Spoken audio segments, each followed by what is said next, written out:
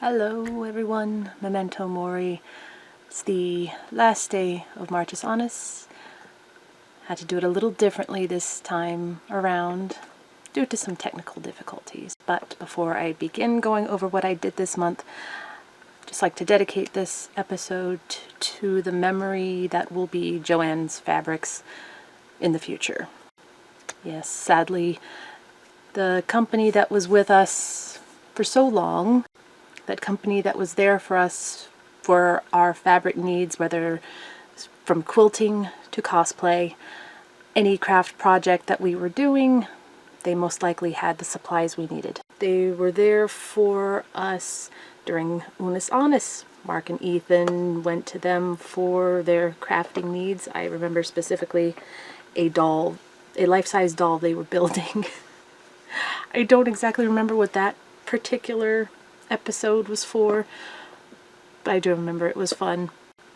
They were there for us during lockdown when we needed elastic and fabric to make masks, and sadly we'll have to say goodbye to them, as we've had to say goodbye to a lot of familiar companies over the years. So Memento Mori, JoAnn Fabrics. And now, what did I do for Marchus Annus? Well, I worked on and off the loom. So the first day was basically gathering supplies of what I would need, supplies that I had acquired in the weeks and months prior to do this when I had planned to, plus adding some extra beads along the way. These are my Delica beads in here. Of course, the various beads that I would need for the project, as well as a multitude of threads and findings that I would need to complete projects. Also, that first day I put together the first loom. That was the Loomies loom. Far simpler than I had anticipated. It was easy to put together, pretty easy to thread the loom. The instructions were fairly clear. The project suggestions in the instructions were not what was on the not this particular pattern, which was a little misleading. But yeah, here's just an example.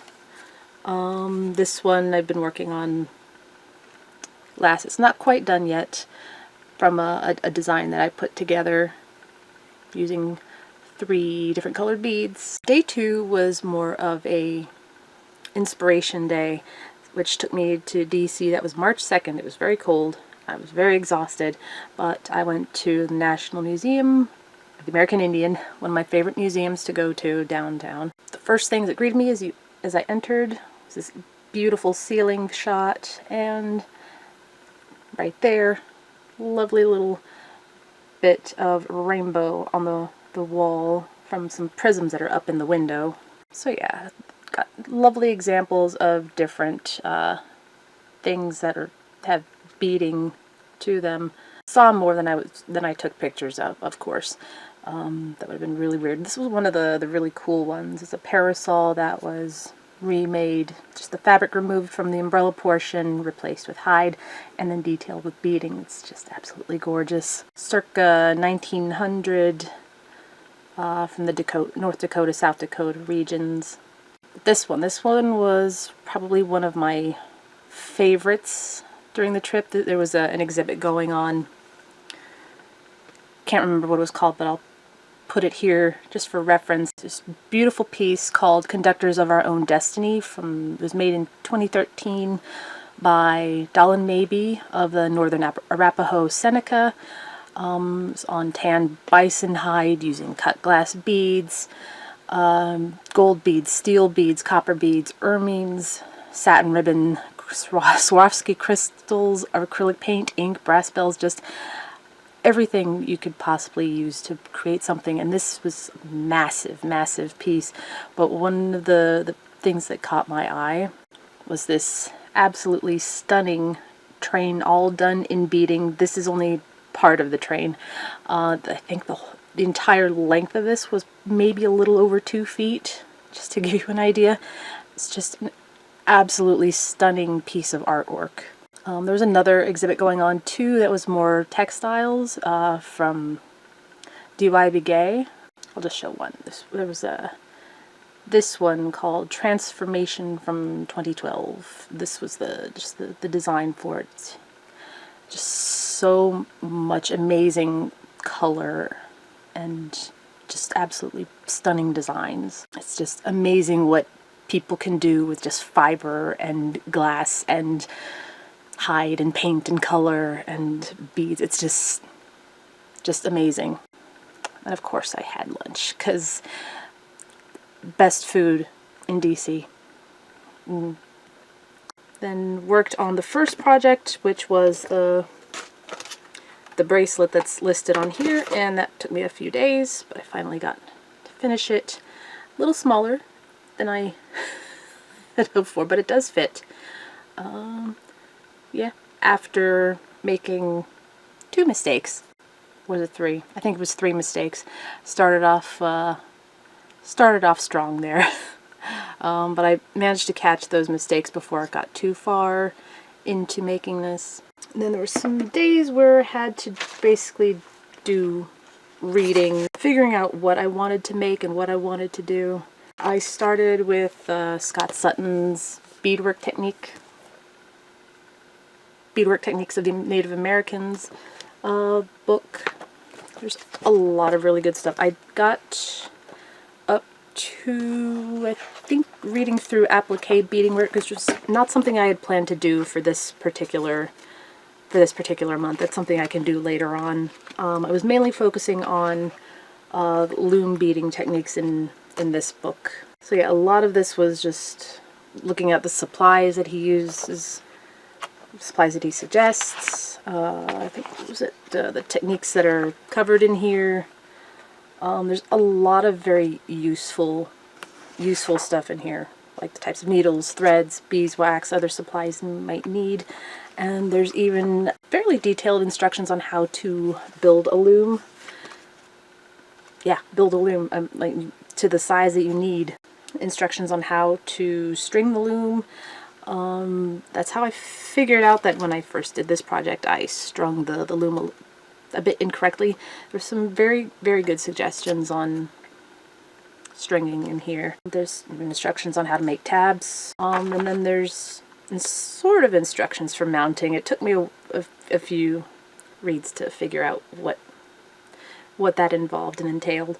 I did mount only one project, and I'll get to that in a moment. But yeah, there's absolutely beautiful, colorful examples in here. I did do some peyote beadwork, but that was from Darcy Fleming's book, and I'll get to that too. The way he shows the peyote stitch in here is on something that's rounded, on a dowel and on hide. It's done physically sewn onto a piece, as opposed to sort of freehand. But yeah, I'm going to continue to use this as a reference. It's a great reference if you're at all interested in Native American techniques. This is a good resource. I wanted to test out the other loom as well, so I fitted up this one. It took me a bit to figure out how to do this, and I just strung this up as an example. I'll probably do something on this at a later date, but it's strung and ready to go. This is probably too loose. I actually followed the instructions. The instructions are very confusing, and I fully understand how my 9-year-old brain was not quite ready to string this silly machine, just because the instructions are horrible. Absolutely horrible. So what I made was basically a test piece using the design suggestion that came with the instructions. It's not finished, because I'm not sure exactly how I want to finish it, but it's in a state where I can add some findings to it to make something like I basically made a pendant. Yeah, I just decided to make little beaded tassels too, almost like feet. I also messed up. There's one that's a bead short, which is okay. This is a test piece, and I did these with the seed beads. This one was using the Delica seed beads, and you can definitely see the difference. How these are very well rounded. These are very flat. These were a little easier to see as it was stringing. These were, they're a little, how do I put it, very glassy, a bit iridescent, so it's hard to see how close they are, but I managed to get these pretty close. But yeah, I'll figure out what to do with this eventually. This one was a frustrating loom, but I'm gonna give it another shot. Stringing it again, figuring out how to string it again was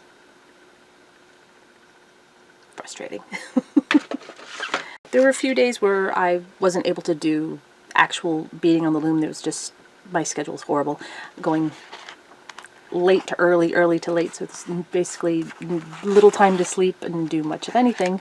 There was one evening where I went through all the beads I had at the time just to color code them and make a list of everything that I had so I could use that as a starting off point for colors. I had more 10-0s than I thought I did. Then there were days where I was just kind of going through testing out some designs in pencil. I made a little ghost. Haven't done anything with that yet. I was just playing around. So I might do some of these designs later on. On day 11 I kind of sketched out a possible sunflower pattern. I just didn't get around to coloring it in. This is what I was playing around with though from the Basics of Beading book that I got years and years ago, was this flamingo. Though I decided to do it a little differently than how she had it in hers. As opposed to a white flamingo with a blue background, I did a classic flamingo pink flamingo with a blue background. And I did the leg a little differently because, you know, when you see a flamingo you often think of them with the leg up, so I tested it out and did a leg up. And it actually turned out not too shabby. This is how it turned out. Yeah, turned out pretty good. Added a little bit more to the top and bottom to give it some interest and stability because I wasn't sure at the time I made it how I was going to finish it, and then I decided to try mounting, but I didn't want to. Oh, I'm gonna have to remount. I'm gonna have to redo this. Well, this came apart. I mounted it on some denim, and well, I had this on here with some tacky glue, which did not hold, so I'm gonna have to find something a little stronger to keep this in place. But yeah, I basically stitched it onto a scrap piece of denim using some leftover thread. But yeah, I'm very pleased how this turned out. I did some more days just playing around with designs. Some more designs I thought maybe playing around with, you know, the solar eclipse we had last year. Then I had some more another reading day or two, and decided to get to work from Darcy Fleming's book, and I did 3 pieces, 2 rings and a bracelet, just because I wanted to see how it would go. And this is definitely a self-published book, so I've found typos. But I do plan on going through this and doing a proper review of it. It's got a nice supply list. The instructions are, I'll say 90% great. There's a couple that don't quite work because self-published, there's no editor. The author is editor and illustrator, photographer, designer. I think she may have needed a second set of eyes to go through and make sure things were spelled. Anyway, so yeah, the first things she suggested for working in peyote stitch was to do it in a solid color just to get used to doing it. And I did using an emerald green. This just has a great sparkle. It's almost like scales, which I thought was pretty cool. The second one was basically following the exact pattern in the project book lists, and that's where I found something that didn't quite make sense. I might have to go and look at her YouTube to see if that instruction is correct or if that is a major flaw in the design of the book. But this turned out really well once I figured out what I was doing. It's very easy to follow and came out really nice. And then I did a bracelet in the, well, this was I'll just say this was from the even stitch peyote, and then the odd stitch peyote I did a bracelet. Didn't follow the color example exactly. I did it using the colors I wanted to use. I used white, blue, pink, and yellow as opposed to what was in the book. But same pattern, just different colors, and this turned out really well. I hadn't used thread guards before, these little pieces on the end, so that was interesting. I definitely had not cut enough thread for the project. Definitely took some getting used to working in this particular stitch because there's a little extra step in securing it. But yeah, overall this came out pretty nicely. And then of course the final project, which is still not finished, but this is going to be a bracelet, not just very similar to this one is what the idea I had. And this was based on a pattern that was next to the flamingo. I just cleaned it up and figured out basically the colors I wanted to use. So that's basically what we'll call it a sketch, my color sketch using, it was supposed to be 3 different colors. I had 4 colored pencils with me and I was playing with 3 of them, black, green, and pink. I wanted to see how it would look with a little more contrasting colors with the dark and the light, so I tested with the blue, pink, and green. I settled on the Alexandrite, which is kind of a purple, rose gold, and the opaque green luster beads. Just, you know, luster, metallic, and translucent. So got 3 different sort of textures, and it's I was looking at this in the dark, and the way the lines shine. I think this came out really nicely. And yes, I did use white warp and black weft.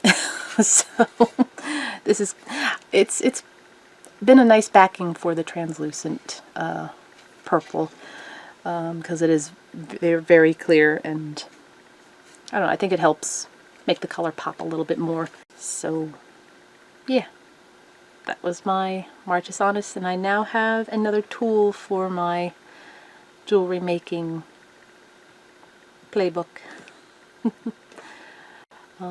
It's not unlike knitting. It has its frustrations, and it's also very calming, very relaxing. It does take time, and it does take really good eyesight, because these beads, they are very tiny. So yes, all in all, a very, let's say a pretty successful Marchus Annus. Hope if you participated in Marchus Annus this year, if you learned anything new, I hope you had fun. That's all I have for now. I have some research to do on finding a new computer. This is a single video for this month because some major technological difficulties happened. My computer's old, and my editing software decided to keep crashing, so here we are. Very old school, very 2020. Alright, so that's all I have for now. Take care. Memento Mori. Unus Annus.